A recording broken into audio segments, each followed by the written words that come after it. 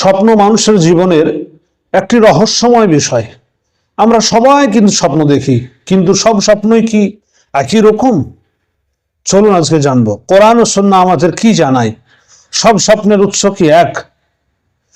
প্রখ্যাত ইসলামী গবেষক ইয়াসির কাদিরের আলোচনা অনুযায়ী তিনি বলেছেন যে স্বপ্ন মূলত তিন প্রকারের হয়। হাদিসুন নফস, নিজের চিন্তা ও কল্পনা থেকে আসা এক স্বপ্ন। এই ধরনের স্বপ্ন আমাদের দৈনন্দিন চিন্তা, আশা, আকাঙ্ক্ষা, ভয় অথবা অনুভূতির প্রতিফলন। ধরুন, আপনি সারাদিন একটি নতুন গাড়ি কেনার কথা ভাবছেন, রাত্রে ঘুমিয়ে দেখলেন যে আপনি সেই গাড়ি চালাচ্ছেন। এটি কোনো বিশেষ বার্তা নয়, বরং আপনার নিজেরই চিন্তারই প্রতিচ্ছবি। এই ধরনের স্বপ্নের বৈশিষ্ট্য হলো যে জেগে ওঠার পর দেখবেন কিছুক্ষণ মনে থাকবে, অল্প সময়ের মধ্যেই কিন্তু দেখবেন আপনি ভুলে যাবেন। এতে বিশেষ কোনো ধর্মীয় বা ভবিষ্যৎবাণীমূলক অর্থ থাকে না। নাম্বার 2 হচ্ছে হুলুম, অর্থাৎ শয়তানের পক্ষ থেকে আসা দুঃস্বপ্ন। এটা হচ্ছে দ্বিতীয় প্রকারের স্বপ্ন।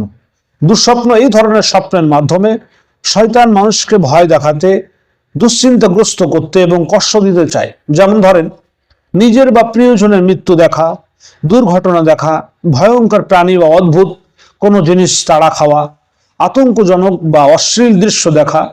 এই ধরনের স্বপ্ন দেখে মানুষ সাধারণত ভীত, ভয় বা অস্থির হয়ে জেগে ওঠেন। রাসূলুল্লাহ সাল্লাল্লাহু আলাইহি সাল্লাম বলেছেন যে দুঃস্বপ্ন শয়তানের পক্ষ থেকে আসে, তাই এর উপর বিশ্বাস করা উচিত নয় এবং কাউকে বলা উচিত নয়। তবে দুঃস্বপ্ন দেখলে কি করণীয় সেটি হচ্ছে আউযু বিল্লাহি মিনাশ শাইতানির রাজিম পড়া এবং বাম দিকে হালকাভাবে 3 বার ফু দেওয়া। শোবার সময় পাশ পরিবর্তন করে শুবেন। প্রয়োজনে 2 রাকাত নফল নামাজ পড়ো। কাউকে সে স্বপ্ন না বলা। তবে মনে রাখতে হবে যে শয়তান ভবিষ্যৎ জানে না, তাই দুঃস্বপ্ন সত্য হওয়ার কোনো বাধ্যতা নেই।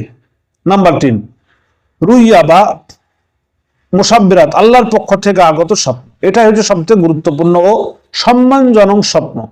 আল্লাহ রাসূল সাল্লাল্লাহু আলাইহি সাল্লাম বলেছেন যে নবুয়তের অংশ থেকে শুধু মুবাশশিরাত বা সুসংবাদ অবশিষ্ট রয়েছে। সাহাবীগণ জিজ্ঞাসা করে বললেন যে মুবাশশিরাত কি?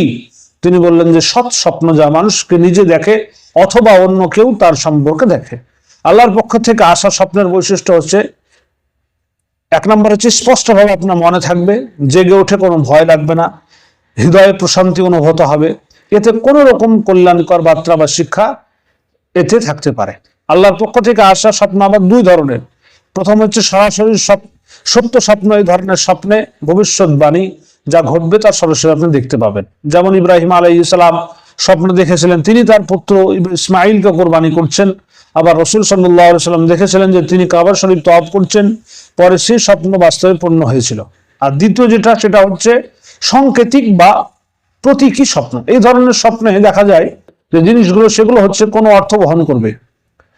হযরত ইউসুফ আলাইহিস সালামের স্বপ্ন, তিনি 11টি তারা, সূর্য, চাঁদকে সিজদা করতে দেখেছিলেন। পরে এর অর্থ প্রকাশ পায় যে তার পরিবার তার মর্যাদা স্বীকার করবে। এই ধরনের স্বপ্ন ব্যাখ্যা করা খুবই কঠিন। সবাই এর সঠিক ব্যাখ্যা করতে পারে না। তবে নবীদের স্বপ্ন কেন আলাদা? সেটা নবীগণ শুধুমাত্র আল্লাহর পক্ষ থেকে স্বপ্ন দেখতেন, শয়তান তাদের স্বপ্নে প্রভাব ফেলতে পারে না। তাই নবীদের স্বপ্ন ছিল ওহীর একটি অংশ বলেন। কিন্তু সাধারণ মানুষের ক্ষেত্রে 3 ধরনের স্বপ্নই হতে পারে।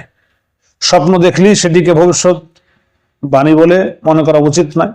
কোরআন ও সুন্নাহ অনুযায়ী কিছু স্বপ্ন আসে আমাদের নিজের চিন্তা থেকে, কিছু স্বপ্ন আসে শয়তানের পক্ষ থেকে, আর কিছু স্বপ্ন আসে আল্লাহর পক্ষ থেকে সুসংবাদ নিয়ে। তাই প্রতিটি স্বপ্নকে সঠিকভাবে বুঝতে হলে এবং ইসলাম যে দিক নির্দেশনা দিয়েছে তা অনুসরণ করতে হবে। আল্লাহ আমাদের সকলকে সত্য হিসাবে দেখা এবং তা অনুসরণ করার তৌফিক দান করেন।